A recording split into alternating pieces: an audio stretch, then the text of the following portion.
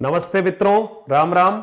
उदयपुर मेवाड़ से मैं डॉक्टर बाल गोपाल शर्मा नवीनतम अपडेट्स के साथ और आपके विद्या संबल योजना में कुछ जो डाउट्स हैं बार बार किसी न किसी रूप में संदेश के माध्यम से मुझे प्राप्त हो रहे हैं, तो मैंने सोचा कि ये एक वीडियो और आपके मार्गदर्शनार्थ जो है आपको उपलब्ध करा रहा हूं। मित्रों, केवल 5 मिनट में आपको संक्षिप्त जानकारी दे रहा हूं। आपने एक प्रकार से अस्थायी सूची में अपना नाम देख लिया होगा। आज का जो हमारा विषय है मित्रों कि फाइनल मेरिट के बाद डॉक्यूमेंट वेरिफिकेशन कौन कौन से का करवाना है, क्या साथ ले जाना है, कैसे हम ले जाएंगे, क्या करेंगे, और साथ ही साथ शपथ पत्र के बारे में भी कुछ जानकारियां हैं। बीए एडिशनल वालों के लिए भी एक प्रकार की जानकारी है कि सर बीए एडिशनल वालों को भी क्या हमें मौका दिया जाएगा। यद्यपि आप देखिएगा बीए एडिशनल को लेकर जो है हाईकोर्ट का अपना फैसला आ चुका है और सुप्रीम कोर्ट ने उस फैसले के ऊपर रोक लगा रखी है, तो थोड़ा सा इसमें असमंजस वाली स्थिति है। लेकिन जो भी पीओ हैं उनको जो भी मार्गदर्शन मिलेगा एक आध दिन में, और मुझे लगता है कि शायद ये जो मामला है मित्रों ये कोई स्थायी भर्ती वाला नहीं है, तो मुझे लगता है कि यहाँ बीए एडिशनल वाले जितने भी हमारे मित्र हैं उनको एक मौका जरूर जो है मिल जाएगा, क्योंकि एक अस्थायी रूप से आपको काम करना है और उसमें आप उस विषय में बीए एडिशनल आपने कर रखा है, तो हो सकता है कि आपको कहीं कहीं यह मौका मिल जाए। श्योर नहीं है, लेकिन इसके बारे में कुछ और निर्देश आएंगे तो मैं आप तक जरूर पहुंचाऊंगा। मित्रों, वैसे आप सब लोगों ने अपनी ओर से जो है पूरी तैयारी कर रखी है, लेकिन मैं चाहता हूं कि एक बार फाइनल टच हो जाए और आप देख लें। मित्रों, आपत्ति दर्ज कराने की आज अंतिम दिनांक है। बाल दिवस का अवसर है मित्रों 14 नवंबर 2022। आप सभी को बाल दिवस की भी बहुत सारी शुभकामनाएं हैं। हमारे भारत के प्रथम प्रधानमंत्री आदरणीय जवाहरलाल जी नेहरू को हम सभी बहुत सारी श्रद्धांजलि भी अर्पित करते हैं और उनके योगदान को हम याद रखते हुए आगे बढ़ते हैं। मित्रों, आज अगर आपको लगता है कि मेरे साथ कहीं इनजस्टिस हो रहा है, अन्याय हो रहा है, मैंने फॉर्म जमा करा दिया, मेरा नाम अस्थायी सूची में आया ही नहीं, भले वो 10वें पे आए या 12वें पे आए, किसी भी नंबर पर आ सकता है, लेकिन आया ही नहीं, तो आप एक आपत्ति दर्ज करा सकते हैं। आपको लगता है कि इसके नंबर कम थे और मेरे नंबर ज्यादा थे, फिर इनसे अस्थायी सूची बनाने में कोई गड़बड़ी हो गई है, मेरा नाम इससे ऊपर होना चाहिए था, तो आपको कुछ नहीं, एक सादे पेपर पर एक एप्लीकेशन लिखकर, है ना, विद्या संबल योजना में आपत्ति दर्ज कराने बाबत ऐसा विषय लिखकर, महोदय जी उपयुक्त विषयांतर्गत निवेदन है कि मैंने विद्या संबल योजना के लिए आपके स्कूल में आवेदन पत्र भरा था, इसमें ऐसा ऐसा ऐसा है और मेरे साथ ये हुआ है, मैं चाहता हूं कि मुझे यहाँ पर आपत्ति है, मेरी इस आपत्ति का आप निवारण करने की कृपा करावें। यह आज अंतिम दिनांक है। आप आपत्ति यहां दर्ज नहीं कराएंगे मित्रों तो बाद में आपत्ति दर्ज कराने से कोई फायदा इसलिए नहीं होगा क्योंकि आपको समय दिया गया है, तो पहले आपत्ति दर्ज हमें पीओ के यहां करानी है। यहां से समाधान नहीं होता है तो फिर आप डीओ लेवल पर, जिला शिक्षा अधिकारी लेवल पर एक कमेटी बनाई गई है जो अपनी पूरी पीडीएफ थी, उसमें उस कमेटी का वर्णन है, उस कमेटी को आप अपनी आपत्ति दे सकते हैं। अगर कहीं नियम विरुद्ध चयन हो रहा हो, कहीं भाई भतीजेवाद हो रहा हो, कहीं पर किसी प्रकार के प्रेशर में काम हो रहा हो, तो ये आप देखें। वैसे पूर्ण पारदर्शिता से ही कार्य संपादित होगा, क्योंकि कोई भी व्यक्ति अपनी नौकरी को इस अस्थायी कार्यक्रम के लिए दांव पर नहीं लगाएगा, है ना, ये ऐसा मेरा मानना है, लेकिन आपको सतर्क रहना है। फिर मित्रों, अंतिम वरीयता सूची का प्रकाशन जैसा कि आप जानते हैं 16 नवंबर 2022 का दिन आपके लिए महत्वपूर्ण है। आपत्ति दर्ज करने के बाद फाइनल जो लिस्ट बन रही 16 नवंबर को मित्रों, ये फाइनल है ना। इस लिस्ट में आप अच्छे से सुन लीजिए, इस लिस्ट में अगर आप किसी विद्यालय में नंबर 1, 2, 3, 4 तक अगर आते हैं तो मेरा यह मानना है कि आपको उन विद्यालयों में डॉक्यूमेंट वेरिफिकेशन के लिए जाना चाहिए। नंबर 1 वाला अगर 4 जगह फॉर्म भरता है, आप सोचिए अच्छे परसेंटेज है, तो चारों जगह पर नंबर 1 वही है।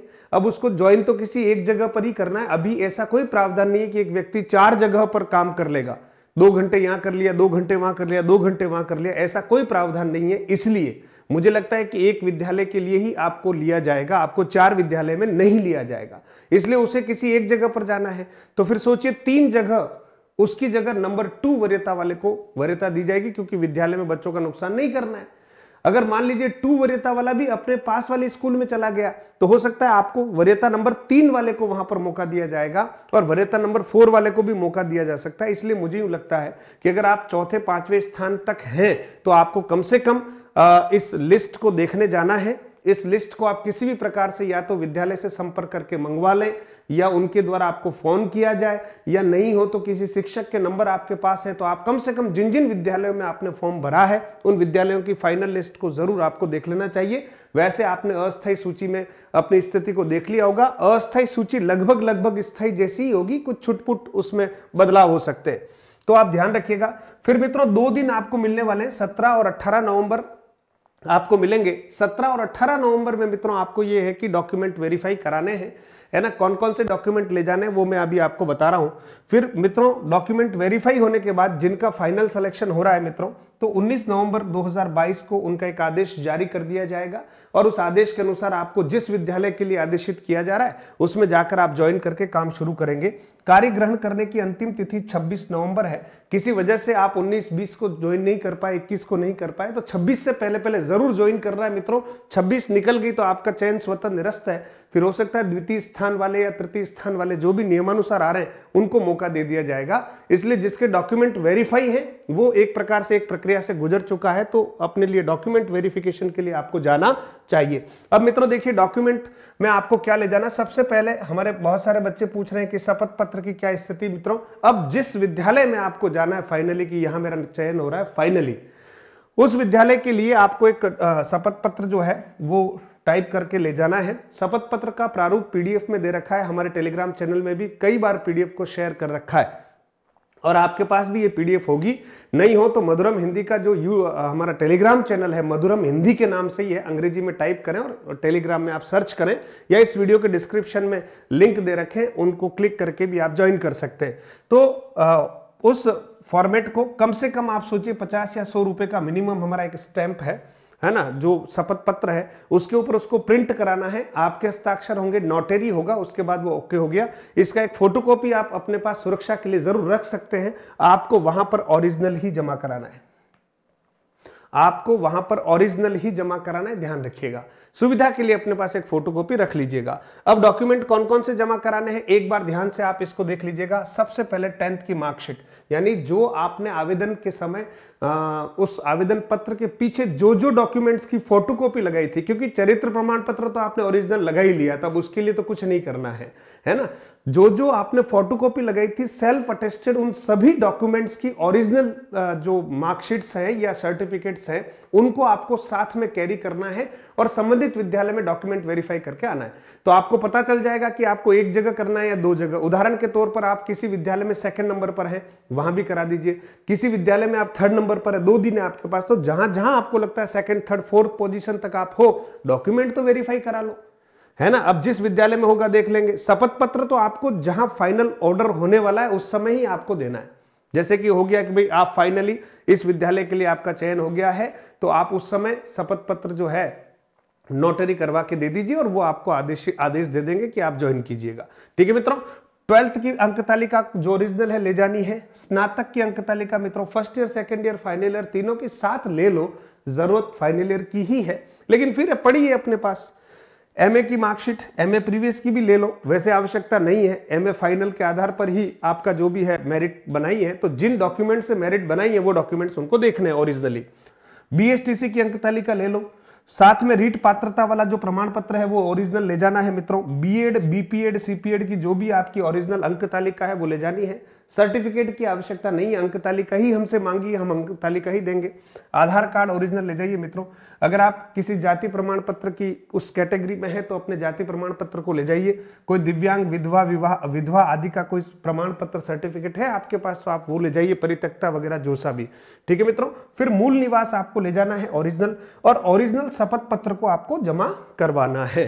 तो मित्रों मुझे लगता है कि जो जो आपको डॉक्यूमेंट्स वेरीफाई करवाने हैं उसके बारे में मैंने पूरी आपको जानकारी दे दी है। अब मैं चाहता हूं मित्रों कि ये जानकारी आप अपने अन्य मित्रों को भी दे दीजिएगा, ताकि कम से कम उनको दुखी नहीं होना पड़े। हाँ, और अब देखिएगा, आपको शिक्षा विभाग से संबंधित कोई भी नई अपडेट्स या हिंदी विषय से संबंधित कोई अपडेट्स हिंदी विषय के लिए हमारी निरंतर कक्षाएं निःशुल्क रूप से 1 बजे और रात्रि 9 बजे चल रही है। फर्स्ट ग्रेड, सेकंड ग्रेड के निमित्त, सीईटी, रीट, थर्ड ग्रेड वगैरह सब के निमित्त जो है, सब इंस्पेक्टर के निमित्त कक्षाएं चल रही है और ये पूर्णतः निःशुल्क है, आप उसका आनंद ले सकते हैं। इसके लिए बस आपको केवल मधुरम हिंदी का जो यूट्यूब चैनल है मित्रों हमारा, जिससे आप अभी ये वीडियो देख रहे हैं, इसको जरूर सब्सक्राइब कर लेंगे और नोटिफिकेशन ऑल, एक बेल आइकन दबा के ऑल कर दें आप, है ना, ताकि कम से कम जैसे ही कोई अपडेट्स हो तो आप तक पहुंच पाए। आपको पीडीएफ वगैरह की आवश्यकता रहे तो मधुरम हिंदी का टेलीग्राम चैनल, उसको ज्वाइन कीजिएगा। मधुरम हिंदी का हमारा ऐप भी है मित्रों, इसको आप डाउनलोड करें। इसमें कई सारे टेस्ट, कई सारे कोर्सेज वगैरह जो हैं वो निःशुल्क भी हैं और कुछ न्यूनतम सहायता शुल्क में है, आप उसको देख सकते हैं। ये एसेंशियल नहीं है, आपको लगे तो इसको जरूर कर सकते हैं। लेकिन एक बात हमेशा मैं कहूंगा मित्रों, इतना सब करने के बाद भी आपका टारगेट सेकंड ग्रेड और थर्ड ग्रेड स्थायी के लिए होना चाहिए, है ना। मेरा आपसे बिल्कुल आग्रह रहेगा कि आप अगर अपने पास में है 2 घंटे ही आप देख रहे हैं, बहुत ध्यान रखना है, केवल 2 घंटे, तो 2 घंटे अगर आप दे दीजिए, फिर तुरंत आकर आप अपनी स्टडी को कंटिन्यू कीजिएगा। मित्रों, हमारे सेकंड ग्रेड का टाइम टेबल जारी हो चुका है फाइनली, इसलिए मैं चाहता हूं कि आप समय बर्बाद नहीं करें। और अगर आप चाहते हैं कि मैं कोई रिस्क नहीं लेना चाहता हूं, तो इस मुट्ठी भर बाजरे के लिए अपना जो थोड़ा सा मन में कहीं लालच आया है उसको कंट्रोल कर लीजिएगा। जानकारी देना मेरा फर्ज है, क्योंकि सभी बच्चे जो है इसको विड्रॉ नहीं करेंगे। लेकिन जो भी इसको लगता है कि सर मैं बहुत डिस्टर्ब हो जाऊंगा, अच्छा आपको ये भी लगता है, 4-5 दिन आप देख लीजिए, आपको लगता है कि नहीं बहुत ज्यादा समय खराब हो रहा है, तो सेकंड वरीयता वाले का मामला हो जाएगा, आप वहां से विड्रॉ हो जाइए। क्योंकि ये इसलिए कह रहा हूं क्योंकि स्थायी जो है वो स्थायी ही होता है, और कहीं ऐसा नहीं हो कि इस अस्थायी के चक्कर में स्थायी के साथ बहुत बड़ा रिस्क ले लिया तो फिर आप अपने आप को कभी माफ नहीं कर पाओगे। हम तो केवल आपको आगाह कर रहे हैं। हम जब बेरोजगारी की स्थिति में थे तो दर दर की ठोकरें खाने के लिए हम तैयार थे, है ना, लेकिन लक्ष्य से हम भटके नहीं, तो आज आपके सामने हैं और आपको मार्गदर्शन देने का प्रयास कर रहे हैं। तो बहुत बहुत धन्यवाद मित्रों। जिन जिन मित्रों को जो जो सुझाव ठीक लगते हो, है ना, उसके अनुरूप आप काम करें। अंतिम निर्णय आपका रहेगा, विवेक के अनुसार काम कीजिएगा।